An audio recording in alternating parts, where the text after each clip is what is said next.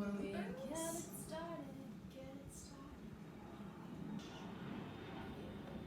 ready? Yeah. Let me just situate this mic situation. Hope everything's all nice and considerate. Yeah. I have a little intro for you, Okay. and then after I'll introduce you, and then I will kind of say welcome, and we'll get started. Okay. Is my mic good? Yeah, it sounds good.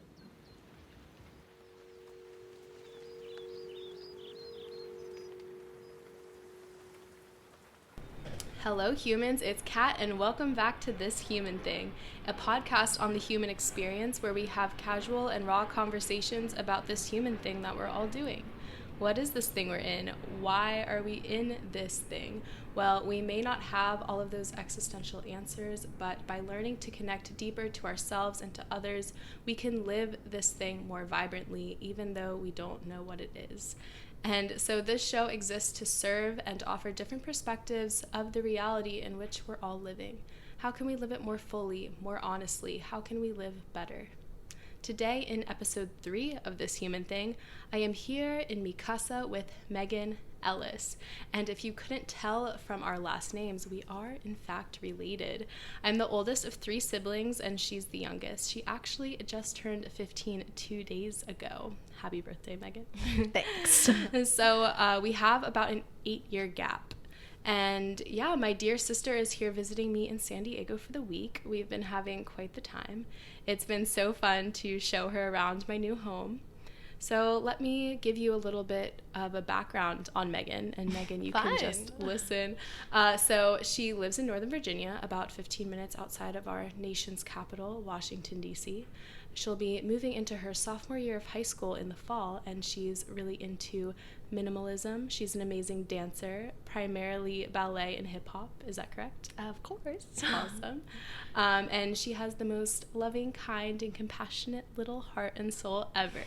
So I'm so happy to have you on, one, because I love you, but also probably most of the people who are listening to this are much older than you, and I think it'll be really interesting to gain some wisdom from a younger perspective, someone who hasn't have as many layers put on to them as some of us folks who are a little bit older.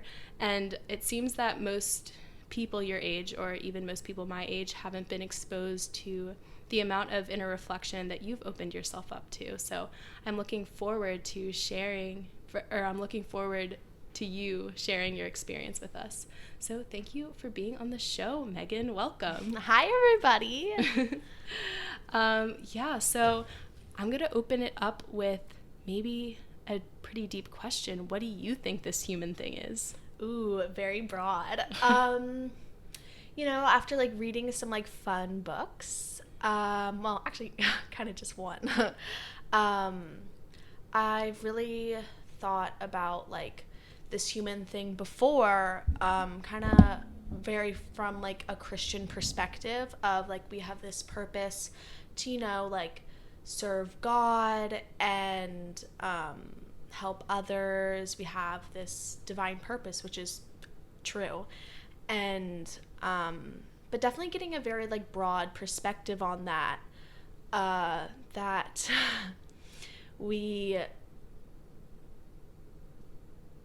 It's hard. I know it's hard. Yeah. And, probably many people don't know this, but Megan and I both grew up as pastors' kids. So our dad is a pastor. And so growing up heavily involved in the church, there's been a lot of influence of Christianity and the Christian view of God. And at least for me, it's been really interesting to start questioning those religious ideals and moving away from those to discover answers for myself and not just blindly accepting them from other people, but then being able to come back around full circle and see the things that Christianity was pointing to. Because people get so caught up in the labels and the word and the language that they miss the whole point of what it is to even have a religious practice if you want one. And religion, I believe it isn't for everyone. It's not for me, but it is definitely so helpful to many people. And we can look at various religions and we can gain and learn so much from them if we're able to not get caught up in all the language. So I know that just like you, that just like me, you grew up in the same, in that same and situation. I think what I was trying to grasp on before was that, like, we have this, like, energy in us, and that it's just come together, and we can do so many beautiful things with it because we are so beautiful. And that's kind of like what the human thing is, just like trying to figure out this beautiful thing inside of us with our mind, because it's there. And kind of just coming to like such cool realizations and learning and forgiving and loving and all those fun things.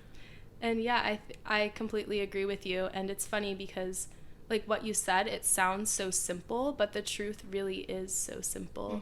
And we complicate life by trying to put different constraints on it and try to make it increasingly complex with what we're supposed to do and how we're supposed to do it. But really, I feel like the most growth comes from unlearning and coming back to these basic principles and these basic truths, which are things like serving and loving and learning how to use our mind to come closer to ourselves so that we can authentically express and serve and connect to this world. Yeah. So, and even though there's all these beautiful things that are happening, something that we've been discussing a lot recently is there's a lot of things that are really ugly and really hard. And we like to call these like our dense periods. Yeah. Stale periods. Stale periods, yeah. And so what do you think are some of the biggest things that you've learned from working with your shadows? That they're here to help, definitely. You taught me that. They're here to help. They're not something that you should run away from, because they're your shadow. They're gonna stick with you. And that you should learn from it, like stay with it, meditate on it, and like learn with it, and like, what is this trying to teach me? And definitely like in those dense periods, just like going with that. And a lot of times we are so dense because we have this like blockage of something, and it doesn't have to be like something super specific because it can feel like so broad and like I don't know. And so yeah, just kind of like going with it. And I know it sometimes seems hard because you have to like try to pinpoint something and then try to fix it. Find the problem, fix the problem, but sometimes there just is no problem, and that we're just like the mind is the problem, and we're just trying to like try to fix the mind or like fix the situation when there's nothing really to fix. And that's often what creates a very like dense I don't know experience. So yeah, that's definitely the biggest thing that I'm learning. Yeah, I completely agree. And it is so funny whenever we feel bad, because as humans we're pleasure seeking, so anything that feels bad we have a great aversion to it. And when we feel bad, we think, oh, there must be a problem, there must be something that I'm doing wrong. And sometimes it is blatantly obvious and we need to act upon that. But sometimes it's just we're not in a good mood, we're just in a funk. And it is really hard to accept the fact that sometimes there's nothing to do but to be patient and to listen and to have faith that even if we can't recognize it at the time, these periods of darkness are really here to lift us and to guide us back towards the light, because light cannot exist without darkness. A shadow cannot exist without a source of light. And so it's always going to point us in the direction of that source of light by seeing in which direction the shadows cast. Yeah. And definitely also forgiveness is being huge. I've always thought of that as such like a simple, easy thing. But yeah, definitely so hard, especially on yourself, to like realize like it's okay, you're going to make mistakes. and what is always going to stay here is your forgiveness. So just love and forgive yourself. Yeah. And so what has forgiveness looked like for you? Because think about when you're a little kid and you get in a fight with, say, like, so we have a brother named Sam. Say you get in a fight with Sam and you guys are both really mad at each other. You're both like crying. You're like 4 years old. And mom says, Sam, tell Megan you're sorry.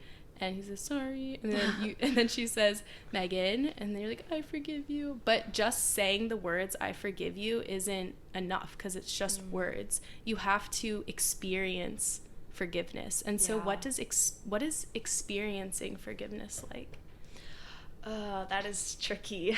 Yeah, definitely when I was like younger, it's always been like just like a surface level thing that you just kind of like brush upon. It's like, I guess I could pass them, like let them go on this one or something like that. But it's so much just more deep, like coming to this realization that like that person is the same like as you are. Like how could you like hold a grudge on this person or like be mad at this person for like making a mistake, or even if it seemed like kind of like, that person was really trying to get at me or like something like that, that they're trying their very best as well, and we're all trying like our best, and just coming to that realization that like we're all trying and we're all just wanting to love and to feel love, and just coming to that realization and just like, like, yes, I forgive. Mm-hmm.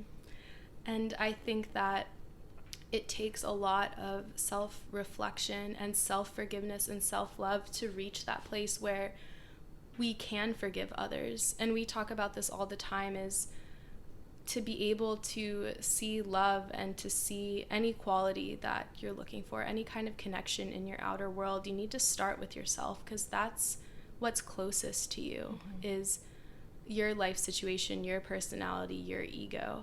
And there's some kind of saying that goes, how can you expect anyone else to love you if you can't love yourself? Yeah.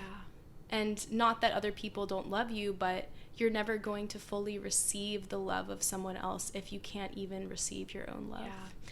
I always thought it was kind of silly for a lot of people that like never think of themselves, or I don't know, but it's like a big like mantra to them that I only really want to like serve and only love people. Like I don't want to like love myself or like something like that, because like people are gonna come and go, and yes, loving them and feeling their love is like so nice, but you're never gonna really truly feel that if you don't love yourself, and like you're the person who's gonna stay with you forever.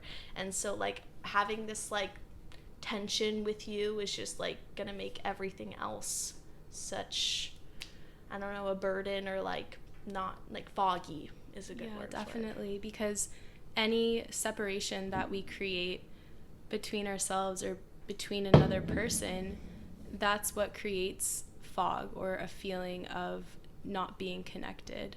And that's the same thing with love, is if you can't fully love yourself, or you're just using words that describe love but it's not the experience of love, then there's always going to be a disconnect. There's always going to be some kind of tension or resistance.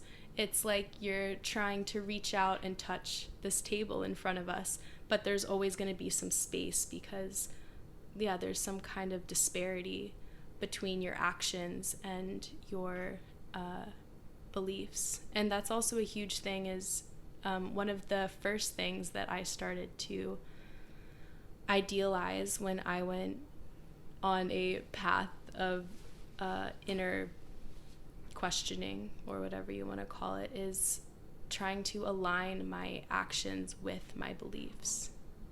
And so I was wondering if you had a similar experience with that.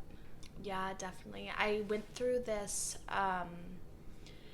period that I was really questioning everything I believed, and growing up in a Christian household, there's definitely like, I don't want to say rules, but like, 10 commandments, like there's definitely like rules in Christianity. And so coming to like knowing this like more like open kind of like religious spirituality, it was definitely very hard at me. I felt like I had to pick a side, And that wasn't fun. I was like having a lot of tension with it, and I felt like, oh, this isn't how spirituality should be. Like, why am I having this much tension? So I like really tried to like let it go. I'm like, I don't need to like pick a side. Like, that can be very open. And you were saying something about actions. What did you mean by that? Like a big component of an inner journey, or just of being a human and how to be a better human, is learning how to align your actions with your beliefs. But also, just to touch on what you were just saying, Megan, you were feeling like you had to pick a side between our parents and me. Like, do I follow my parents' view, or do I follow my sister's view? Mm-hmm. And do you want to talk a little bit more about that? You don't have to talk. Ooh, my door just closed. You don't have to talk about the beliefs and actions. We can touch on that later. Yeah, I'd have to think a little bit more about that. But yeah, it was definitely because like my sister was coming in with like all these like new ideas. I'm like, oh, that makes sense. Like, I had all like these questions and doubts about like Christianity. I'm like, oh, why does like this not match up, or like this feels like a dead end, and this just felt like so like like so much like it's like openness. a nice exhale. Yeah. Yeah, but I still like loved so much about Christianity. Mm-hmm. Like, there was so much that like I felt that too, and definitely like through this more open-aired perspective, like I still go to church every Sunday, and like I see this, I'm like, yes, truth, and I see it through all of that, and like my dad's preaching and stuff like that. So yeah, it's definitely, I did not have to choose a side. There is no sides, no separation. It was just a very good open blessing. Yeah, I love that. And that's something that I had to deal with, because when I was younger, I started questioning Christianity and no one could give me an answer. And I was someone like, I wanted an answer. Mm-hmm. And since Christianity couldn't give me the answers I was looking for, like you said, there was so many dead ends. There was so many questions that if you ask anyone who is Christian, they won't give you an answer. They'll say, oh, that's just how it is, or like have faith, or something. Yeah, or like you're only gonna know when you get to heaven, or these are things that we just believe. I'm like, but why? Who told you to believe this thing? Because the Bible can be interpreted in so many different ways, and even the way that we're given a Bible now, like if I were to take a Bible off my shelf and put it on this table, it is not the same words that were written originally in like Arabic or Hebrew. I honestly don't know what the original language was, but things get lost in translation because someone thousands of years ago was trying to translate this truth they were experiencing. And first of all, words can never describe truth. They can only point to it. But then in the same way, we are translating it across different languages, and then we have preachers who are preaching their own view, and it's like when you're playing telephone. When you whisper something in someone's ear and they whisper it to the next person, when it gets to the end of the line, the message is completely warped. It's that same thing. And definitely from like father to student and all of that. I mean, father to child, they're like, a lot of parents will pass down their religious views to their children. And I feel like a lot of like elder people will definitely take the like Bible like so literally, and like not even just like a lot like a big thing like that is like parables, like, oh, it's not like talking about like I don't know, like fish or like something like that. Like there's a deeper meaning or something. But like even with the words and like Jesus dying on a cross, like you have to like look deeper. It's not just like those stories or like something like that. And definitely that gets lost in translation a lot. Because who are we to know if Jesus actually died on a cross? And that's a big example. There's a lot of smaller stories in the Bible. How do we know that this was an actual event or if it's not? And I feel like things like that are what gets debated in religious debates, but all of that doesn't matter. Who cares, and who knows if the story is right? Know. Like, listen to what it's pointing to, because all of that's irrelevant. That's in the past. Don't look at the hand, look at the moon. Yeah, that's a big thing. There's this Zen saying that I always use and I always tell Megan is that the finger pointing is like our words, and that's the people that we look to for truth, but they don't have the answer.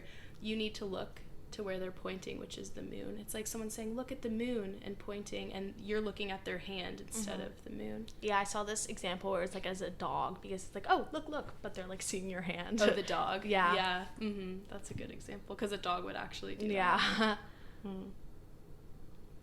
Yeah, but once I started questioning Christianity, and I wasn't necessarily completely rejecting it, but I had almost an emotional aversion to it, because there's obviously a lot of corruption within religion. Like, most wars were because of religion and things like that.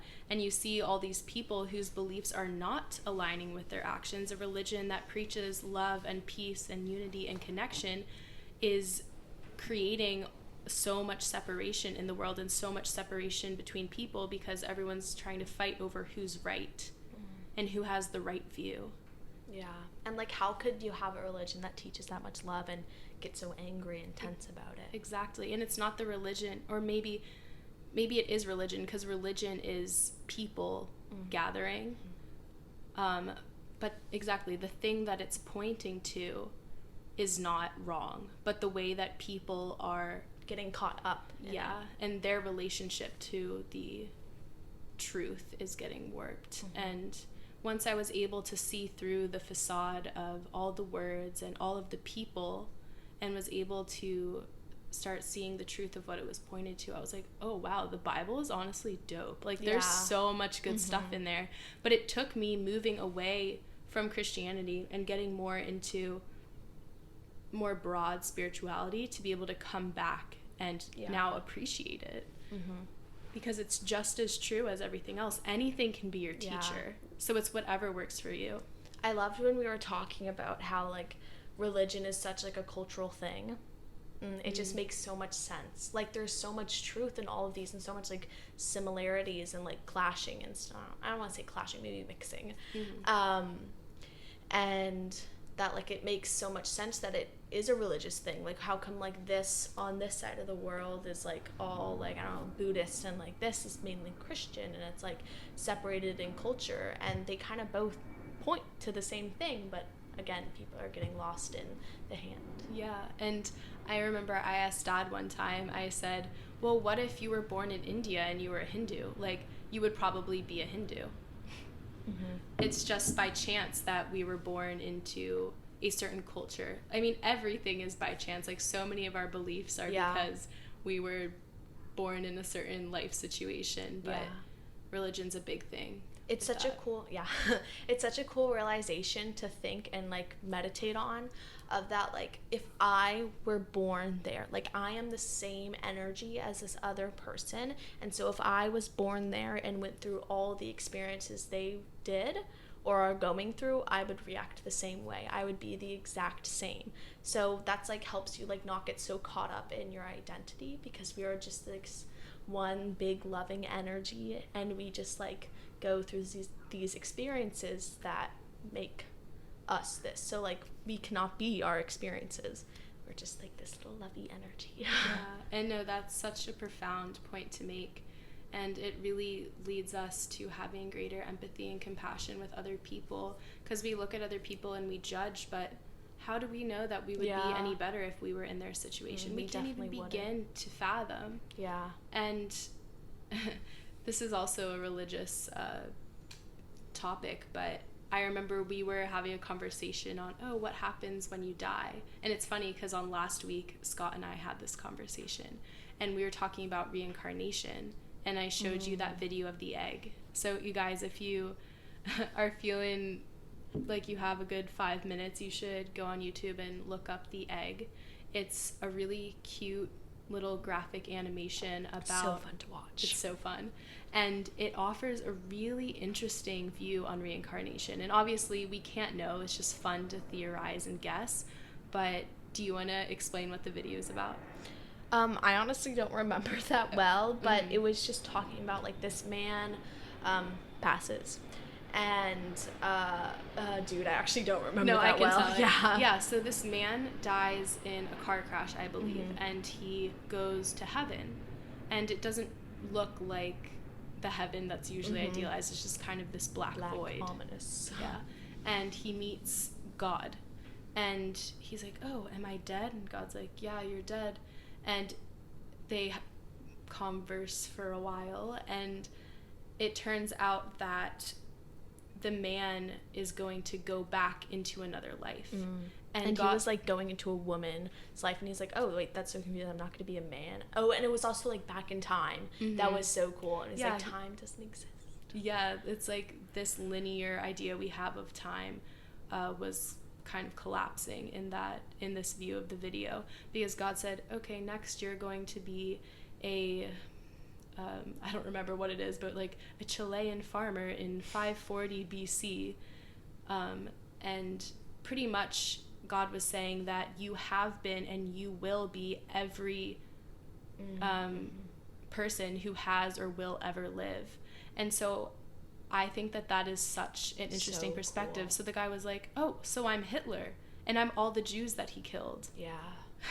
It was so cool to watch. And even just experiencing again and hearing those words. Yeah, and just think of that, all of these layers and all of this fog that we have when we're cruel to another person, we're really just inflicting on ourselves. And coming full circle, like that's what makes forgiveness sometimes just so easy, to see that like I am all this.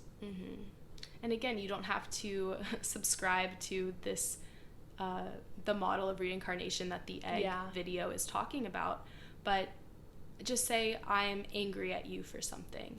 Like you did something and I reacted in a way that is anger. And the thing is, by me being angry at you and us not communicating about what's really going on and creating greater separation between us because of the anger, instead of using it as an opportunity to become closer and understand each other more, is really just hurting me. So I'm hurting you because you're sad because I'm angry, and I'm hurting myself because I'm creating greater separation between us, and now I have all these icky, angry feelings going around.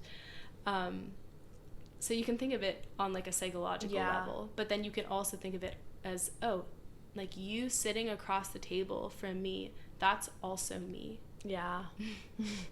Hey, what's up? And that's something else that's so great about our relationship is, like, Megan, you're one of the people who is such an so amazing mirror for me, and we're such good mirrors for each other. And sometimes get sucked in a little too far. And it's not just because we're related and share the same DNA, although I'm sure that plays a really big part in it, just because we have a lot more similarities, but we're just able to be so raw and open with each other. And obviously we're always learning, but say we get angry at each other or we're going through something, we try our best to have open and honest conversation about whatever's happening, because we have unconditional love for each other. No matter what you do, I'm always gonna love you, and I know the same is true. And when you have that level of comfort in a relationship, you're really just using each other to grow, because you feel safe in the relationship. No matter what I do, I'm not going to lose this person's love.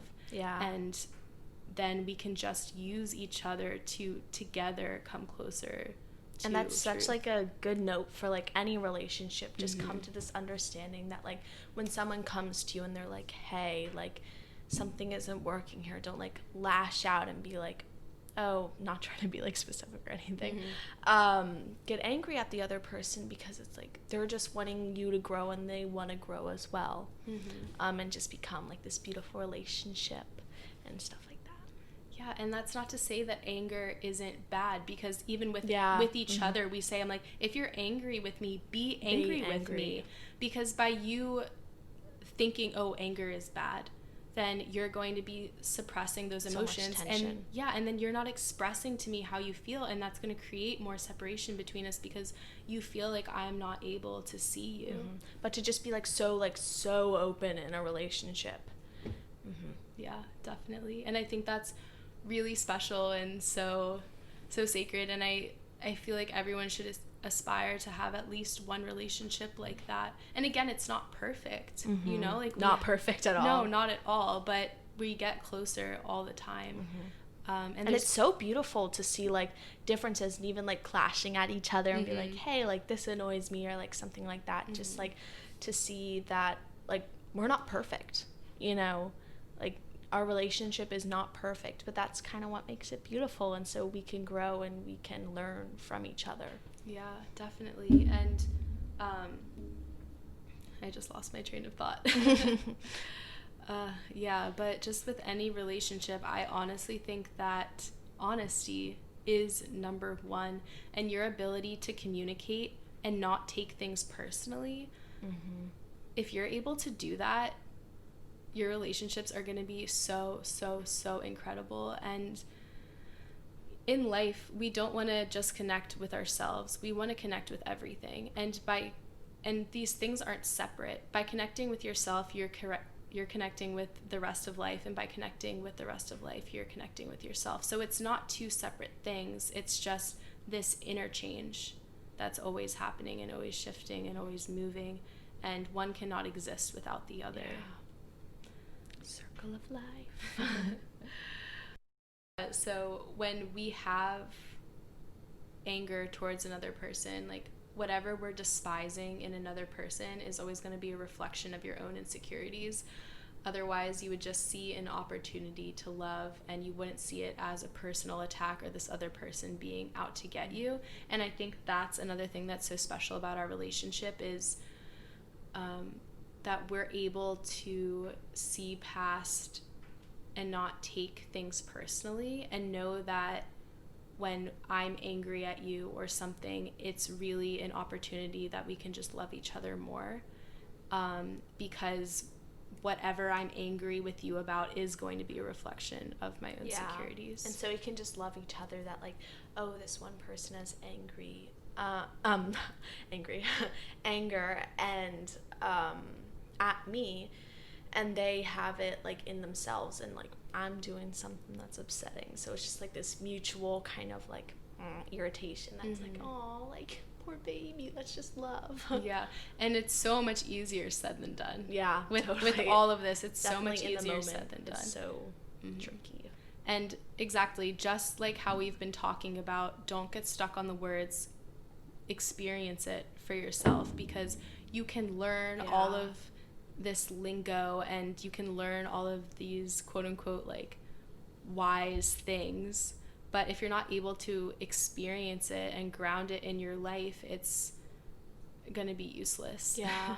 It's really hard when you're like reading books or like even just talking to another person, and you're gathering all this like spiritual information that can apply to your life, and when you're like going through a point that like that's useful, and you can kind of just like, I've been experiencing this recently, you kind of just like, oh, I already know that, or like I'm like, I've like read that before or whatever, like I don't really need to like go into it, but like even just reading it at a point that like at a high point or whatever, like, and you understand it, like experiencing that truth at this low point that you need it, and to experience so like needed and that's something that I've kind of like been putting off, and kind of like just pushes you deeper down in the dense points when you don't experiencing it. When you say, oh, I know that, instead, and it's so much easier to have those aha moments, or those moments of realization and experiencing what certain words are pointing towards, when you're feeling clear and when you're feeling high. But then when you're low and when you're foggy,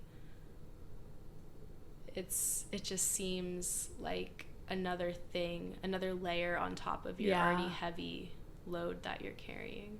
For sure. I've been like experiencing that so much. Yeah, I think we all have this year. Yeah. Definitely. It's a crazy year, guys. I mean, at least the people that I've been talking with, a lot of people have been going through a lot this year, just because obviously the pandemic and the civil unrest and all of these things that honestly I'm glad are happening. Yeah. Because just how we were talking about our shadows before, hopefully this is going to lead us further together, and maybe this is just the start of disruption in society. So needed, though. So needed. Because without these things, racism wouldn't have risen to the surface as actually being an issue, instead of people just saying racism doesn't exist, blah, blah, blah, blah. And like, I know that I've learned so much about it. Me too. And guys, if you want to educate yourself a little more, there is this email called Anti-Racism Daily by Nicole Cardoza, and it's just goes straight to your inbox. It's super easy to read every day, or if you skip a day, catch up the next day. Anyway, not sponsored, just promoting a good thing. But no, I'm so glad that all of this is happening, because it's so needed. Because even think of how wrapped up in the 9-to-5, in the rat race, in our... What's the rat race? The rat race is trying to climb up in your job, or just conforming to society, and you're just in a maze. So like, okay, I wake up, I go to work on the weekend, or like I come home, I watch TV, I chill out. On the weekends, I go booze at bars. Once in a while, I go on a vacation. Hopefully, I'll marry someone who I can tolerate. We'll probably get divorced. Maybe I'll remarry, have a couple kids, have my midlife crisis, and just try to get more money until I retire. And then I retire, and I'm like, oh, what did I do all that for? Yeah. It's just getting so caught up in society that... It's kind of cool, honestly, to see like this disruption, like to see it from like such a high point. It's like, oh, there's people like blah blah blah blah blah, and like disruption, and it's nothing like really like even leading up to that, like to like this big boom. We're just kind of like, woo. Yeah, shake things up. Just in the same way as when you're in a dense period, or when you're in a stale period, you need to move your body. You need to talk to a friend. You need to get out of your comfort zone, because the shadows are pointing to a change that needs to be made, even if you're not able to identify it at the time. And so in the same way, life is stirring us up right now. Yeah. It's adding a little spice. Adding a little spice to the mix, and we can fight it all we want, but at the end of the day, we're just going to... use it as a lovely teacher. Yeah, use it as a teacher. Guys, during this podcast, you'll probably hear many planes going by, because... I live near an airport and the windows are open, so maybe you'll hear some birds too. I live next to a marsh. Chickens. Yeah, my neighbors have chickens. It's pretty fun. Yeah, no, there's definitely so much frustration that's come along with this year, with 2020 and its events, but I feel like I've grown the most this year. Yeah, definitely. Hasn't always been fun, but looking back, I think, wow, I am the most creative and the most confident and the most loving and understanding that I've ever been, and hopefully that'll just continue to happen, because I just want to love everyone, connect with everyone, and really the biggest thing you can do to help anyone is to help yourself and grow your own light. And what you were saying at the beginning of this episode is, some people don't even think to look within. They think that it's selfish. So they're like, even if they think that the purpose of life is to love and serve, they think that to love and serve themselves is selfish in some way. But how can you truly serve someone else if you like have this tension within? Yeah, because then you're almost serving out of obligation. Yeah, definitely. Instead of out of love. You're serving from a place of lack. And so it'll always seem like kind of like, ugh, like I have to do this for the other person. And I know that when I'm living out of a place of love, it's more like, oh my God, I get to do this. I'm operating out of a place of overflow instead of lack. And when you're operating out of lack, you say, oh, if I serve this person or if I love this person, I get something in return. And when you're operating out of overflow, you don't care if you get anything in return. You're loving just to love. You're serving just to serve, and to bring about more connection in this life. Yeah. Crazy. It's crazy.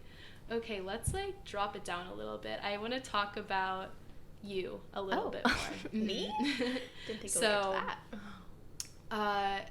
I wanted to know if you wanted to share about your little minimalism journey. Oh, so fun. Okay, definitely some high points and some low points. It started Oh, dude, actually, I don't know. I thought that was going to be an easy thing for me to say. I definitely remember this one day that I would, like, redid my room when I was, like, 12 years old or something. And I'm like, oh, I have a lot of stuff. And, like, I was kind of just, like, clearing it up. And I watched a lot of, I had free time, 12-year-old. I watched a lot of YouTube videos on minimalism and probably just got, like, sucked down the YouTube hole. And I was like, oh, this is kind of neat, kind of jazzy. And so I decided to, like, sprinkle it in my own life. And it was so cool to see, like, I feel like it was a really good YouTube video that I watched that just made, like, so much sense. And I'm, like, going through, like, all my things and, like, oh, this actually, like, is a burden to me. Or, like, this is, like, not providing me joy and is, like irritation to see or something like that. And it was so cool, like, going through, like, everything. And the thing that I love most about minimalism, and I definitely wasn't this way, like, in the middle of it, I went through a period that it was just like a high almost to, like, get rid of stuff because, like, it felt, like, good, like a weight off my chest or something. And it definitely isn't like that anymore. It's not what it should be. But the thing that I definitely love most about minimalism is just, like, knowing everything you have and, like, loving everything you have.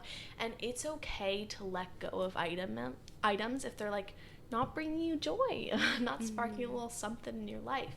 Because then, like, why have them, you know, if they're not, like, serving, like, I don't know, you might have, like, a broken pencil, but it's, like, serving you purpose or something. That not everything has to be, like, from joy if it is a good use, but, like, if it's something like a clothing item or, like, a little knickknack or something, that you could just let it go, say thank you. Yeah. And so how has getting into minimalism with your possessions expanded and applied to the rest of your life? Definitely being more, like, in the details of things and not just, like, rushing through things. It's definitely cool to see, like, even in relationships, I just, like, pay attention more to the details, or in my home, like, cleaning more and, like, just loving the space more, having, like, good vibes in the house and in my body, like, feeling, like, clean or, like, good inside. Just is, like, much more affected because of it. And yeah, it's really, really nice. And it's so interesting how when you're refining your life in one area, it expands to other areas of your life. So you can even take minimalism, and what you gain from that is you feel like you have more space, you feel more free, more open, and, like, you have the energy and time and space to do other things. Yeah. When you're not suffocated by your own possessions. Yeah. And in the same way, you could expand this to your relationships or your personal life. When you start to let go of these stories or thoughts or energies that aren't serving you, then you have the space and freedom to show up in life more authentically to yourself, in your job, with your friends. So I think that that's really cool. Yeah, definitely. Just gave me a little insight there. And another thing I wanted to ask you about was dancing. Oh. I wanted to know how you got into it, and the creativity and the expression and some of the flow that you may find there, and what dancing has provided for you in your life. Okay, putting it out there, not the best dancer, but I do really enjoy it. I got into it in 6th grade, so definitely a late start, and that was a pretty big bummer on me when I got more into it, because I was like, all these people around me are, like, from, like, 6 years old, and I'm starting in 6th grade. But anyway, I started in 6th grade because all of my new friends, because I transferred into a different school in 5th grade, all of my new friends did dance and watch cooking shows. And I'm like, I don't really like cooking shows, so I'm going to take up dance. And so I started, and I think I liked it at first, but, like, not a lot. But definitely when I got more into it, I'm like, this is awesome. I felt so, like, expressive and cool. And definitely hip hop and ballet were so much different. For ballet, it really helped to calm me down. I remember like I could be having a complete breakdown, like crying, and then like my mom would be like, we're paying, gotta go to ballet.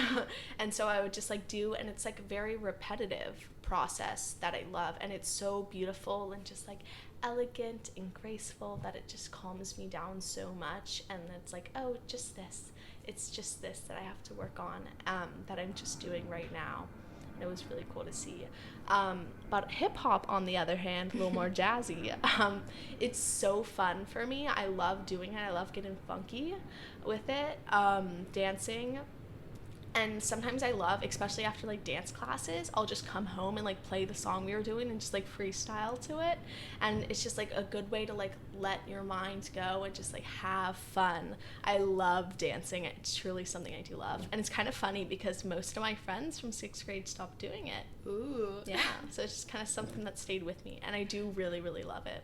Yeah. And dancing, and I was talking to Scott last week about finding like this like flow state and finding these activities and hobbies where we feel so connected and so present. So connected. And with something that really grounds you. Yeah. And it's like the same, like even though I'm not a dancer, I still love to dance. And so so things like dancing and singing, and for me like snowboarding and surfing and running and so many different things, is you have to be so concentrated on the one thing you're doing. So if that's dance, you're so focused on the one move that you're on and how that transitions into the next move, but you're not thinking about the last move that you did because it's completely irrelevant. You're just thinking about where you are right now and how you're getting to the next step. You're not thinking about the last step of the dance, and you're not hoping that the dance is going to be over. You're right there in the one position that you're in. And what a cool metaphor for life is if we cannot focus on 5 steps from now, and we don't focus on when the dance is over, but we're in the, would you call it a position? Sure, yeah, I would. Okay, we're focusing on our current position and how that's going to transition into the next step, because you know, we can place our dreams and goals out there, but as we move through life, those are going to constantly shift and change. And all we can do to stay sane, honestly, is to be exactly where we are and be fully immersed in the here and now, and with a direction that we're moving into that next step. Yeah, and it's very different. I love doing both freestyle and like a routine, and definitely why I've like continued doing the lessons and not just like, you know, putting a song on, bopping to it, is for the routines and also like a social activity. It's really like fun to do it together in a big group. But for the routines, it's very cool because like, you know, the next step, you know, you're gonna get there, and it doesn't, but you're still like in this step or position and getting to it and just like flowing with it in the routine, and you're not really like worrying about the future of it because like, you know what's going to happen. The same thing with freestyle, because like, you're not like worried so much about like what's happening. You're just like finding a flow and like just like letting go and all that. Yeah, and just dealing with life as it comes up, because we can plan all we want, but the most important thing is, for all we know, this is all we have, and to just flow with life as it's coming. And I think dancing is a really cool metaphor for that. And like similarly with snowboarding, when you're bombing a hill, you have to have such precise attention. You can't be thinking about what you're going to make for dinner. You need to be there. You need to be so present. Otherwise, you're going to fall, or you're going to catch an edge, or you're going to not be able to carve in a way that's going to maintain the speed that you want. And I think it was honestly in The Power of Now and that we were reading, I think that he said one of the reasons that a lot of people really like extreme sports is because it brings them into the now, just by the nature of doing an extreme sport where your life is on the line if you don't be present. And I remember reading that and being like, oh, that's why I love snowboarding so much, is I don't have a choice but to be present. He loves to do mountain biking. Yeah, our brother is like a crazy mountain biker, and he's like always injuring himself, but collarbones, yeah, breaking, no problem. No, but it brings him into that present moment now, even if he can't label it as that. That's what's happening. And something like how Jay, our other brother, does, and like me, that's like guitar and ballet, where it's not an extreme sport or anything like that, but it's just like concentration on the step, because like we have to like get it perfect, you know, and like not like worrying about it, but you know, just like to like complete the move well, or like go on to the next string or whatever. To do something like that really brings you in. No, definitely. And all of these hobbies and all these activities and all these beautiful ways that we can express ourselves, whatever that looks like, it's the same thing as when we're sitting down for meditation. It's bringing us into that one-pointed awareness, bringing us into that present moment now, so that we can move through life with more grace and with more clarity and with more attention to detail. And we can be more effective in our relationships and in our goals and all of that. I was also curious. So you're 15. Hi, Teddy. Hello. Teddy just walked in the door. So you're 15, which is pretty young. And I know even people say this to me. They'll say, oh, Kat, you're 22. That's so young, and you like know all these things. And sometimes I want to brush it off and be like, I don't know anything. And then other times I'm like, am I really that young? But anyway, like 15 is really young to be able to start on this journey of self-reflection.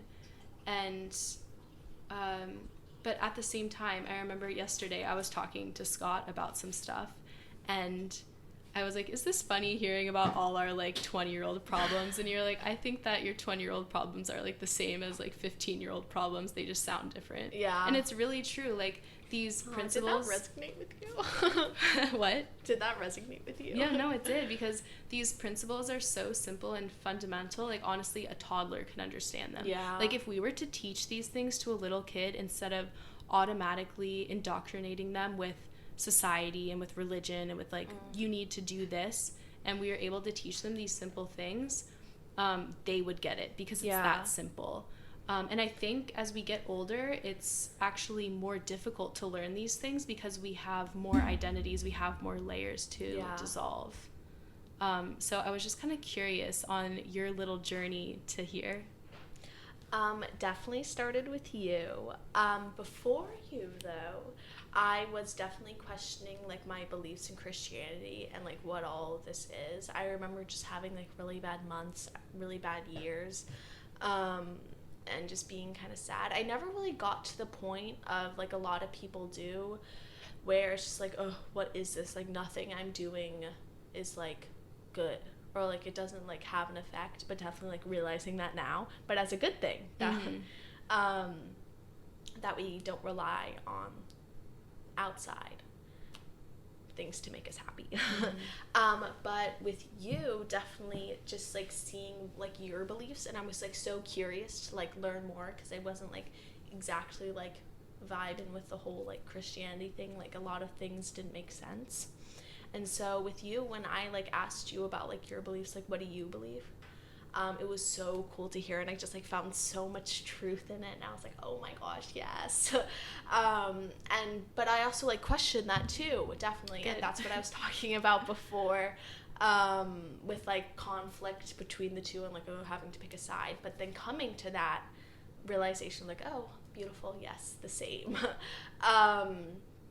was really fabulous. But getting to like kind of like big picture journey, it's been hard, and I've been having some conflict with that in the book Power of Now, it's been saying like, oh, like you don't need like time for this journey, like with time is pain, just come into the now. And just like, I don't know, like that thought, I don't really know what I was getting with that, but like that thought has just kind of like been with me for a while, that because I feel like I need this time, like this like enlightenment or whatever I'm like going to in the future is like so far away. I'm gonna need so much time, so much pain, and that's what I've kind of been like going through right now.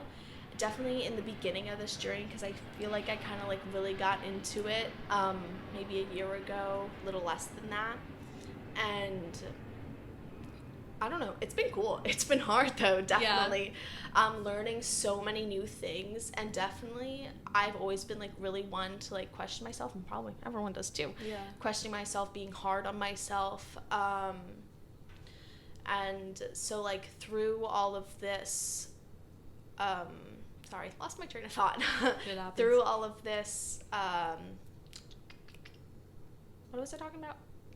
Are you talking about like through your current kind of dense state that you're going through? No. Or through your entire journey? It was through my entire journey.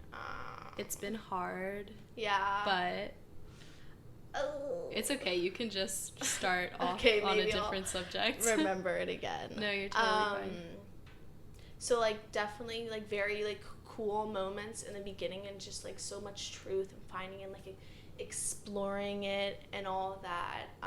But then coming to like know more information, it's definitely like been overwhelming and been hard on myself, because there's some times like, is this all a waste? Like, what's going on? You know, like, what am I even doing? Definitely realizations like that, and it's been tricky. And like even right now, that's like something that like, oh, is this a waste? Like, what am I doing? Oh, definitely. And I know that we've talked about this before, how we can't go back. Yeah. And like we've both had these moments where we're kind of like, what did we get ourselves into by beginning to question life? But then we think, do I want to be ignorant again? And that's even worse. Oh, dude, we're like, I can't go back. Yeah. It's I think it's Plato has this allegory of the cave. It might not be Plato, I don't know. But this ancient philosopher, he has this allegory of a cave where these people are chained to a cave, and all they can see are these shadows on the wall, and they think that the shadow is all that exists. And a couple people come into the cave, and they tell the people, hey, you're actually in a cave, and these shadows that you're seeing are actually yourselves, because there's a fire behind you, and why don't you guys like all break your chains, why don't you like come out and see the world? And these people are just like, what are you talking about? All that's here is this cave and these shadows on the wall. This is all that exists. And the reason that beginning to question yourself and beginning to look inside is painful and so hard sometimes is because we're having to let go and dissolve these identities that we've created, and we're dissolving and letting go of all of these beliefs that tell us how life is. And when we begin to dissolve those, it's painful because it's scary. Yeah. And one thing that I know that you've talked about, and I experience as well, is it seems that the more that we quote unquote know, or the further that we go into this journey, the less we realize that we actually know. Yeah. And it's been a journey into realizing, oh, I don't know anything. Yeah, definitely. Sometimes I really, as I was talking about before, definitely get caught up in what I do know. And so it creates such a barrier to explore, to learn new things, and to have realizations. Yeah. And again, we can talk about concepts and talk about we can try to describe life all day long, but in doing so, the whole purpose of that is to bring us back to the here and now. All of those things are simple. Are supposed to bring us back to here, and supposed to bring us back into deeper connection with ourselves and with others. And so you can use... How could that ever be a bad thing? Yeah, exactly. And we were also talking about how you can only ever feel good in the moment. You can only ever be quote unquote happy in the moment. And so many times we're trying to escape the moment to try to find something better in the future, but we get to that future moment and we realize that happiness isn't in the future moment, it's right here and now. And you can call it peace or love or whatever label you want to give, but that feeling of connection you can only feel in the moment, because the moment's the only thing that's real and that's true. Yeah. I was thinking about this a while ago. Actually, not a while ago, maybe like a week ago. That, like, even when I'm quote unquote like happy from like external outside things, like the emotion of happiness. Yeah. Not like pure joy. Yeah. And then going into the presence, like in that happy moment, it's just like, whoa, like that didn't even feel that good. It's so crazy. And almost like kind of scary too. It's like, this is what I felt was like so good before. So kind of weird. I feel like there's a difference of this dichotomy of pleasure and pain that we're always going back and forth between, and then we can realize that both can exist simultaneously and just like sink into the moment where there isn't a good or bad, there isn't it almost kind of feels like that the same thing when I go into the moment from pain or happiness, just all like an illusion or fogginess or whatever. And like, it's not to say that our human emotions and thoughts and all of our problems aren't real, because they're very much real, but we have to find that balancing point between dropping into our true nature and interacting with the world, because the whole point of questioning yourself isn't to just do nothing.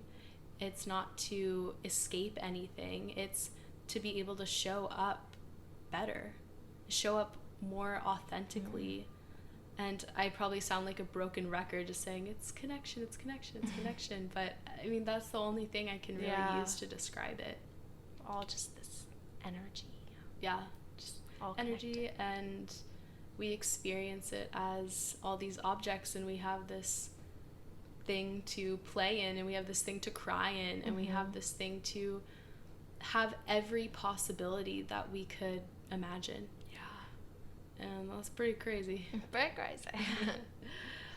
It's also interesting, our relationship, because Megan and I did not used to be this close even a year ago. Hey, you were kind of mean. I was kind of a bully when I was younger, and then you went to college, and I didn't really know anything. Yeah, because we have such a big age gap. So like, by the time that she was old enough for us to like have like a deeper relationship, I was off to college, so she would never see me. And so it's interesting, once I graduated college, I had the plan to go to Bali and get my yoga teacher certification, and then immediately after I was planning to move to California. And I went to Southeast Asia.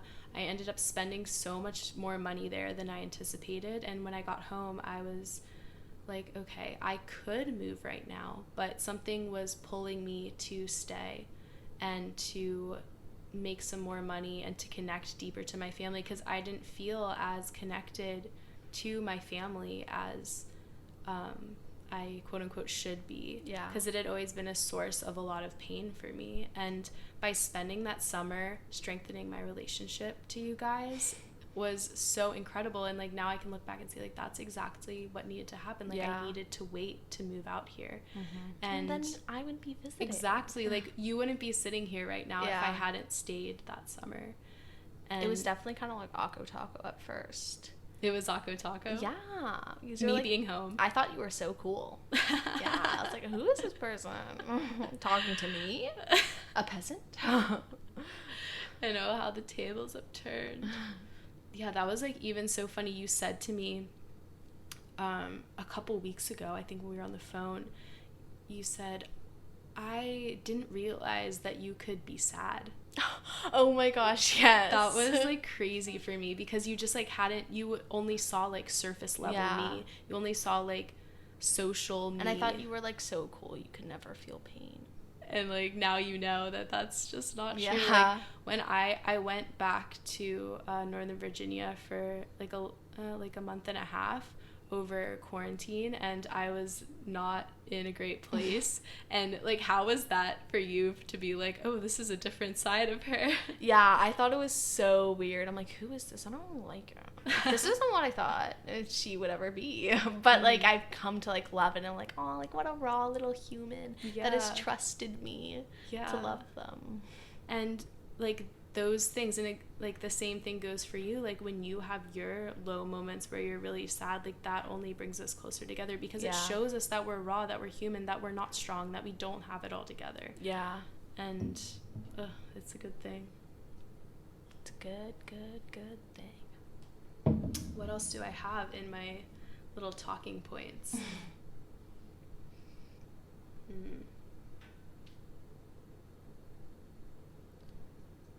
Maybe this is a good place to wrap it up. Wrap it up? Like a big present? This has been a big present. I'm really glad you enjoyed that. You agreed to be on here. Of course. I couldn't say no. Well, what are your dreams? My dreams? Yeah, what do you want to do? What, like, when I grow up? Yeah. I want to definitely be helping the environment. Something that I connect with so much. So probably like environmental science, what my aunt does, Aunt Kathy. Yeah, that would be something so cool to do. I don't know exactly, like, do I want to be more political, or do I want to be more like political as in like rules, like setting rules, or do I want to be more like proactive, or like with like protests, or like, I don't know if I would want to do that, but like, I know what you mean. You know, yeah, okay, thank you. Yeah. Kind of hard to explain that side. No, that's really cool. I love that. But just trying to explore that. What about you? What do I want to do when I grow up? Yeah. Here's the thing, like, I have a direction. I have like these qualities that I want, but again, like we were talking about earlier, I am here on this step. And I'm going to move to the next step. And from there, I'll be able to see, oh, maybe I actually want to go this way. Because what I would love to do is at some point in time have a collaboration with people that I really trust and connect with to open some kind of like center or retreat setting or something. That would be so... I've never heard that before. Wait, really? Yeah. Oh, well, that's what I want to do. But the thing is, like, I'll keep moving in that direction, and obviously that's not something that's going to happen right now. Like, maybe when I'm, like, 30 or, like, 40, I don't know.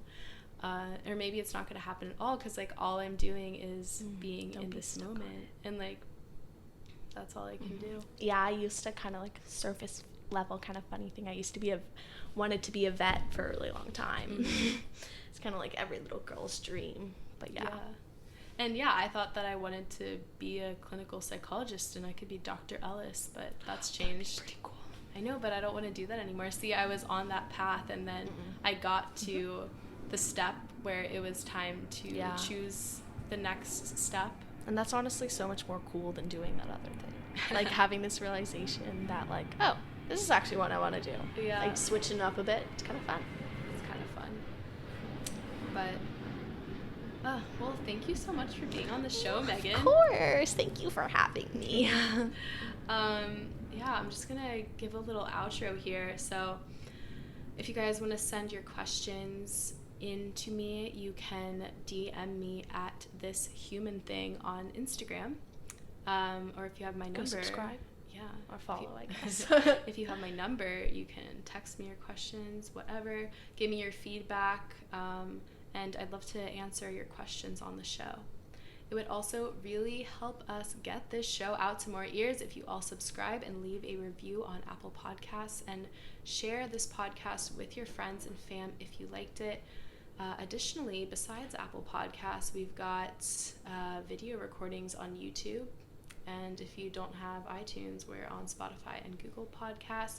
Like I mentioned earlier, follow us on Instagram at This Human Thing for all of your updates and behind the scenes shenanigans. Also on Facebook at This Human Thing. And if you'd like to support the show, I got some links in the show notes for Patreon. You can subscribe there at the Shala, or you can check out the show page at kellis.co/podcast. So Megan, do you have anything you want to plug? I'm not one for plugs, but I guess you could follow my Instagram if you want. I don't actually know it. I think I know it. Is it like Megan_3 LLIS? Yeah, so it's like Ellis, but with a 3 and there's an underscore. Kind of cool. Something we do in the fam. Hey, I have one last question for you. Please. For anyone who's still listening. Who's your favorite Naruto character? This might be the most important question of the podcast. Guys, send in your answer. I'm going to create a poll, and if you answer incorrectly, Watch out. Mine is Neji. Okay. Awesome. Well, thanks for being on the show. And thanks for sharing your authentic, raw, vulnerable self. Of course. Yeah. All I have. Mm-hmm. And like how we were talking about kind of our like dense points and how we're often like so hard on ourselves. Even in this podcast, like as I was recording and editing the other episodes, I was like, oh, I'm saying and like so much. I'm not speaking clearly. My trail of thought keeps, I don't know, leading to dead ends and things like that. But we're learning. Yeah, we're in the process. We're just here doing the human thing. What's up, guys? Okay. Awesome. So anyway, peace out. Keep Girl living with Scouts. keep living with love. Keep doing your thing. Peace in, peace out. Is that your thing? No, I just actually started it. Right now? Yeah, is it kind of fun? Mm-hmm. Okay. Bye, guys.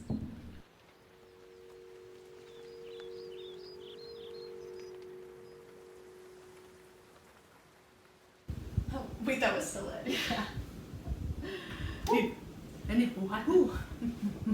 All right. Whoa. Bye, guys. Thanks for tuning in.